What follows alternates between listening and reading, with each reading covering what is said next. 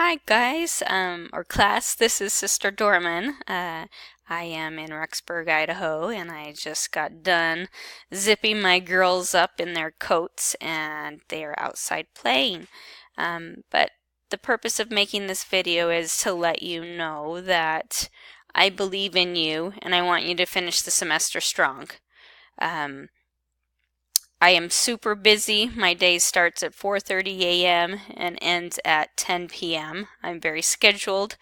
I not only am I teaching an online BYU Idaho class, I work full time, plus I'm taking one class online. My point in telling you all of this is that if I can do it, you can do it too. I know you can complete this class and I am here to support you. If you have questions, email me. I don't get as many emails as I think during the week, so if you are struggling, let me know, and I am happy to help you, okay? Have a great week, and let's continue lesson 10 strong. Bye.